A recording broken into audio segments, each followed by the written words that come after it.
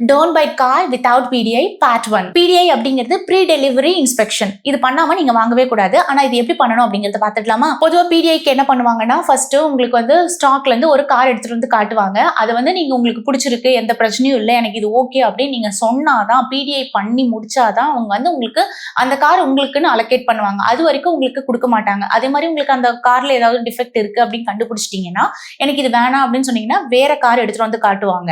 ஆனா இதுல ஒரு ட்ரிக்கியான விஷயம் என்னன்னா, நீங்க வந்து அப்போ ஒழுங்கா பண்ணாம நீங்க வந்து அதை ஓகே பண்ணிட்டு உங்களுக்கு ஃபைனலா ஆர்டிஓ போயிடுச்சு அப்படின்னா, அதுக்கப்புறம் அந்த கார்ல என்ன பிரச்சனை இருந்தாலும் வேற கார் மாத்தி கொடுக்கவே மாட்டாங்க. ரிப்பேர் தான் பண்ணி தருவாங்க. ஸோ ரிட்டர்ன் ஆப்ஷனே இருக்காது உங்களுக்கு. இது வந்து ரொம்ப கேர்ஃபுல்லா பண்ண வேண்டிய விஷயம். ஃபர்ஸ்ட் கண்டிப்பா நல்ல ஒரு வெயில் டைம்ல பிடிஐக்கு ஸ்டார்ட் பண்ணுங்க. ஏன்னா வந்து லைட்டிங் இல்ல அப்படின்னா உங்களால ஸ்கிராச்சோ டென்ட்டோ எதையுமே பார்க்க முடியாது. கண்டிப்பா நல்ல வெளிச்சமா இருக்கணும். ரீபெயிண்டிங் பண்ண மாதிரி கலர் வேரியேஷன்ஸோ இருக்கு அப்படிங்கறத மெயினா நோட் பண்ண வேண்டிய விஷயம். டயரை பொறுத்த வரைக்கும் பாத்தீங்கன்னா வீக்கும் இயரும் மென்ஷன் பண்ணிருப்பாங்க. அதை நீங்க கண்டிப்பா கரெக்டா நோட் பண்ணி வாங்கிக்கங்க.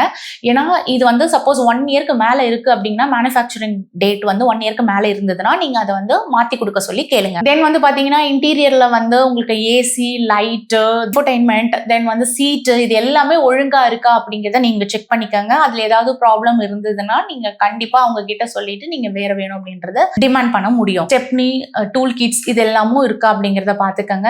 என்ஜின்ல ஒழுங்கா இருக்கா அப்படின்னு வந்து பாருங்க. திறந்து பார்த்தா எதனா தெரியுமா? சத்தியமா நமக்கு தெரியாது. அது உண்மைதான். ஃபர்ஸ்ட் டைம் பையரா இருக்கீங்க அப்படின்னா இதெல்லாம் பார்த்துட்டு நான் வந்து ஏமாறாம கார் வாங்கிட முடியுமா அப்படின்னு கேட்டீங்கன்னா ஏமாத்தத்துக்கு வாய்ப்பு இருக்கு. எப்படி வாங்கலாம் அப்படிங்கறத நான் பார்ட் 2ல சொல்றேன். ஏன்னா 60 செகண்ட்ஸ்ல இதை தான் சொல்ல முடியும்.